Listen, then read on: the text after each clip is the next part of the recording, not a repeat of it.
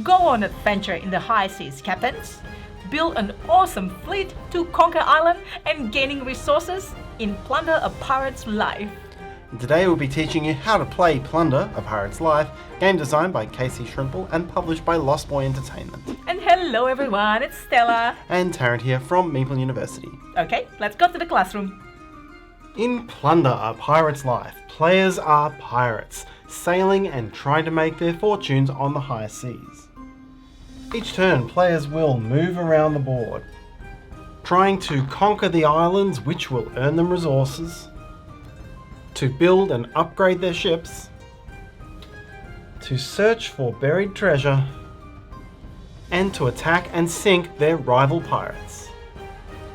Players score points for their ships, their islands, for sinking opponents and anything else they plunder, and the first player to 10 points will be the winner. To set up, click together the outer frame board and then randomly arrange the 6 island tiles in the space. Use this smaller arrangement in the 2-player game. You'll need to place some starting buried treasure. You'll use 2 of these in a 2-player game, 3 in a 3 or 4-player game, or all 4 in a 5 or 6-player game, putting any others back in the box. For each treasure that you need to place, spin the 2 compass wheels and place the X in the space matching the coordinates you spun. On the smaller 2-player board, simply re-spin any number greater than 12. Treasure may be placed on either land or sea. You'll also spin to choose the starting position for the storm, which is this 3x3 square piece. The spin represents the centre of the storm, so here it would be F14, meaning you would place the storm here. During setup, the storm cannot surround the anchor port space of an island showing only 1 skull, so this would not be a legal placement. And if you spun such a number, you would spin again. This, on the other hand, would be legal because the island surrounded is not a 1-skull island. The storm is not limited to the confines of the board, and if you spun a C18, you would place it here. The game comes with a large deck of resource cards, all showing this back, and there are 4 different resources: wood, iron, gold, and rum. To set these cards up, make face-up stacks each containing 10 of the same resource. Then shuffle all of the rest into a single stack so that you have a deck of randomized resources. You'll also shuffle the treasure cards face down and make a stack of the plunder points. These cards are the same on both sides and simply represent points towards victory. Each player chooses a colour and takes its 3 ships, 6 flags, and player aid. Set up one of your ships as your starting ship by taking 3 life point tokens and placing them into these slots on the rear deck of the ship. Roll a die. Whoever rolls highest takes their starting ship and places it on the port space of any unoccupied single skull island on the board, before also marking that island with one of their flags. Then, in counterclockwise order, each other player chooses a different starting island, marking it in the same way. Each player draws a starting hand of 3 resource cards from the randomized face-down resource deck.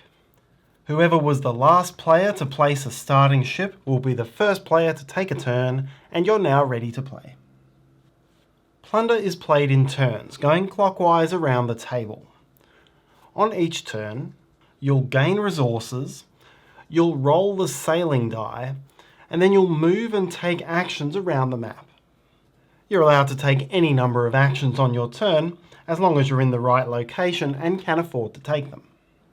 Once you're done taking actions, or if a specific effect tells you to end your turn, then play will pass to the next player clockwise.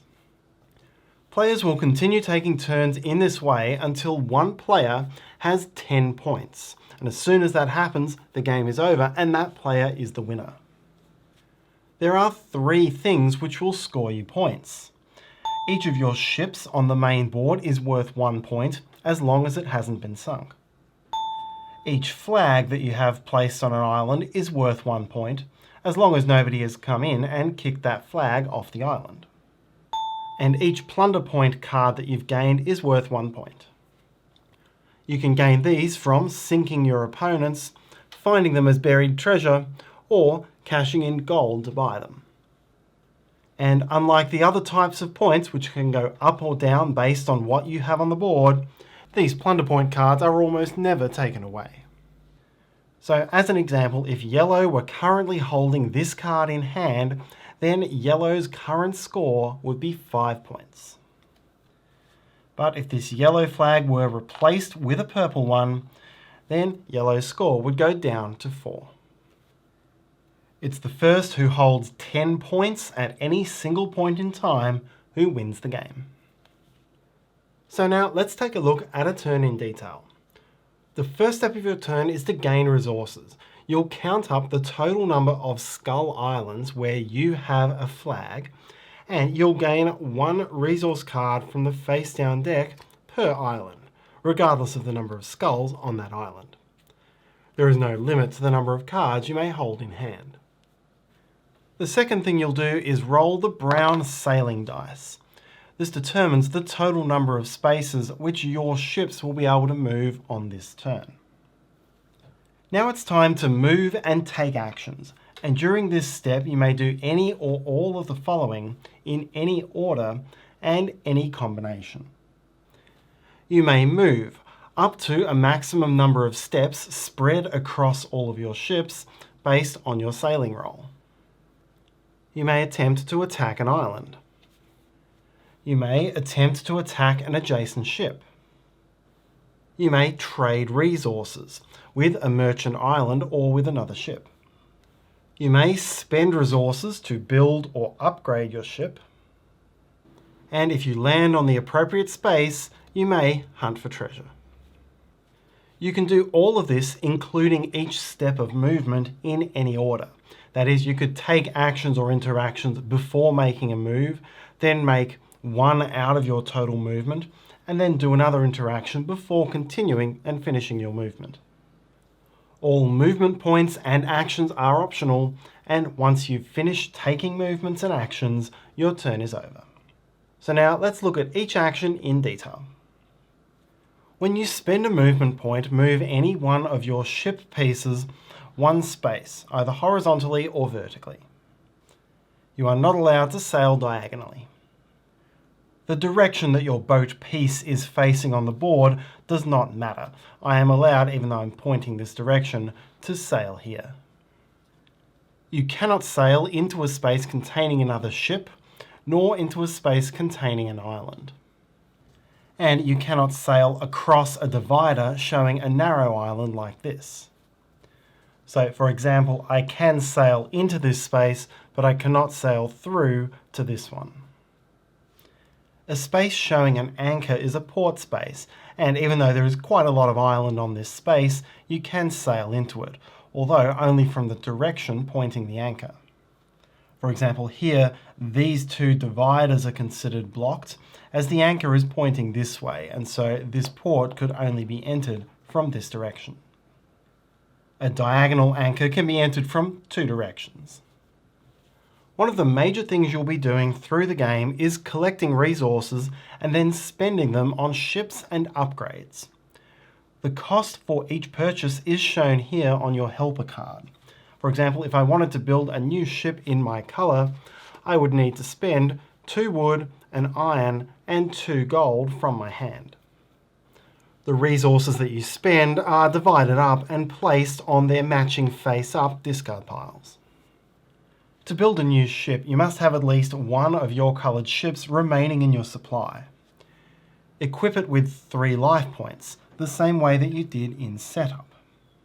Then place your new ship either in an empty port space of an island with your flag, or in an empty sea space adjacent to one of your other ships.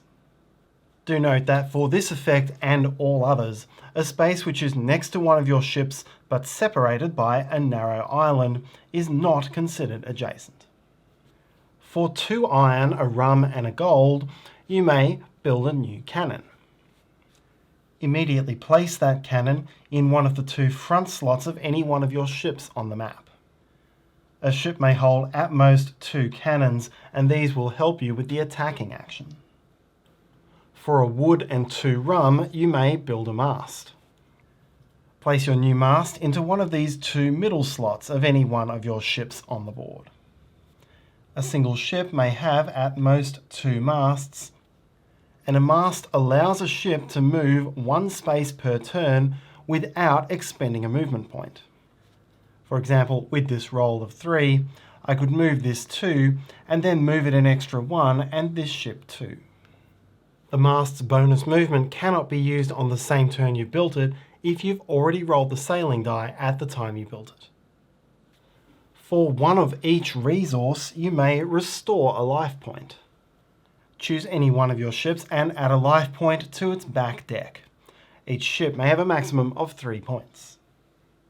Finally, if you have 5 gold, you may cash it in for a plunder point. If you are in the port space of an island with 1 or more skulls, then you may attempt to conquer that island.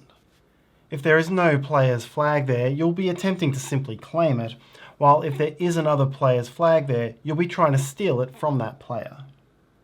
Either way, you'll resolve the attack the same way. Roll the red attack die, and then add 1 to the result for each cannon on your ship. The defender, or a neutral player if no player owns the island, rolls the grey defense die, and adds 1 to the result for each skull on the island. The higher score wins, and in the case of the tie, the attacker wins. If a player attacks an island and loses, then the ship that made the attack loses 1 life point, and that ship is not allowed to attack that island again on this same turn. If the attacker wins, then remove any other player's flag already on that island and replace it with a flag of your own. From your next turn onwards, you'll gain the extra resource when you draw resources at the start of your turn. If your ship is adjacent to another player's ship, and again is not separated by one of these narrow islands, then you may attempt to attack that opposing ship. This works in much the same way. You'll roll the red attack die and add 1 to your result for each of your cannons, and the defender will roll the grey defense die, adding 1 for each of their cannons. Again, the higher score wins, with ties going to the attacker, and whichever player loses the attack loses 1 life from that ship. A single pair of ships cannot engage in more than 1 battle per turn. Through the process of attacking and being attacked, your ship may run out of life points. If this happens, your ship sinks. The player who owns the ship or island which sunk you will gain 1 plunder point as a reward. If it's a neutral island which sinks you, then nobody gains the point. You'll return your sunken ship piece to your personal supply, where it can be built again later in the game. However, any masts or cannons that you've built to it are lost. If you don't have the specific resources that you need for the upgrades you want, then you may trade resources from your hand with other players or with the game, but only in specific situations. If one of your ships is docked at a merchant island, that is one showing this barrel icon, then you may freely trade with any player on the board or with the game. Otherwise, you may only trade with a player at whose island you are docked, or if you're adjacent to one of their ships. So right now, yellow may trade with everyone and with the game. Brown may trade with both purple and red through adjacency, with green for being at their port, and with yellow because yellow is at the merchant island. Purple may trade with either brown or black through adjacency, or yellow through the merchant island. Green, whose ship adjacency is blocked off by this narrow island, may trade only with either brown through this port, or yellow through the merchant port. So, as long as you choose an opponent who is a valid trading partner, you may make any sort of exchange. And this can be an even exchange, for example, 1 card for 1 card, or you could drive a less equitable bargain. When you make an exchange with the game at a merchant island, then you may spend any 2 resources to gain any 1 resource of your choice. Any trade of resources between players establishes a temporary treaty, such that the active player is not allowed to attack a player with whom they've traded for the rest of this turn, meaning you can't attack their ships and you can't attempt to take their islands. As a result, within the framework of the trading, you're also allowed to offer bribes or make threats. For example, bribing another player by saying, "I'll give you a gold if you don't attack me," or threatening the other player, saying, "Give me 2 iron or I'll attack your island." If the threat or the bribe is paid, then it counts as a trade, a treaty is set up, and it therefore means that that promise not to attack is binding, but only for the rest of this turn. On your turn, if one of your ships is on top of a sea space containing an X, or adjacent to a land space containing an X, then you may search for treasure. Remove the X token from the board. Draw and resolve the top card from the treasure deck. You must resolve as much of the text as you can, and then discard the card to the bottom of its deck. These are usually, although not always, positive effects, meaning that it's always optional to scout for treasure if you're in a valid space. As a couple of specific things to know, there are some treasure cards which will end your turn, meaning it can be a risk to do these early.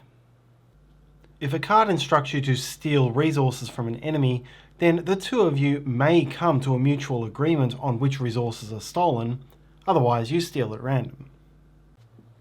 And if the effect of treasure ever lets you sink an enemy ship, you do not gain a plunder point for it. Then spin the compasses to determine where to replace the X. There can be multiple X's on the same space, and if an X goes where a ship is currently located, that ship must wait until its turn to search for the treasure. The high seas are made more dangerous by the presence of the storm, which is represented by this piece. And anytime any player rolls a 1 for movement, you'll see the storm icon, and this moves the storm. When this happens, spin the compasses and move the storm so that its center is at the coordinates you spin. Unlike during setup, you can now surround a single skull island. The storm has 3 effects. Firstly, any skull island which has all of its ports inside the storm does not produce. Right now, red would gain no resources for this island, but if the storm were here, then it would still produce. Secondly, if any player wishes to sail into or out of the storm, that is, to move across this threshold line, the player must spend any 2 resources. Thirdly, map features are not considered adjacent to each other across the border of the storm. This works quite similar to these narrow islands. As such, right now, yellow could not attack or trade with purple based on this placement, and brown could not search for this treasure, although yellow could. It may happen that your last ship is sunk and you have no ships on the map. If this happens during your turn ends immediately. You're not out of the game. Your islands will still produce resources at the start of each of your turns as usual, and if you have neither any islands nor any plunder cards, then you still get to gain 1 resource of your choice as this step of your turn. Then roll 2 dice. On any roll of doubles, you automatically gain a new ship.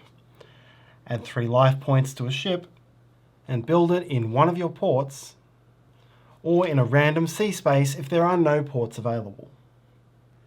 If you don't roll doubles, then you can still build a ship at its normal cost, or at a cost of 5 gold, or by discarding 1 plunder point.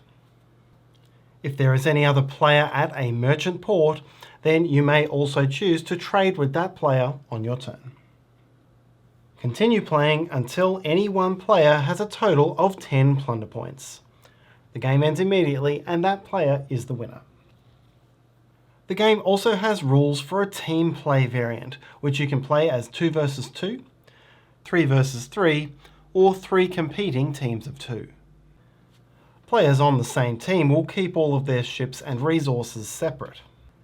And while it is legal for teammates to trade if they're in a legal position for trading, it must be a relatively equitable trade, meaning that one player cannot gain one more net resource than they started with.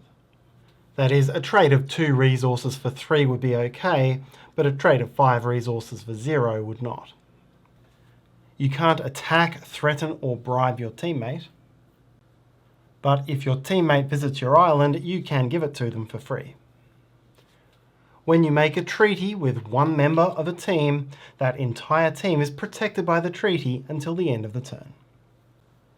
A team game is played until the combined team has reached a certain number of plunder points. And that's how to play Plunder, A Pirate's Life. Thanks so much for watching. Your like and comments are much appreciated. Subscribe to see what's coming, and hopefully you have a wonderful day. See you next time.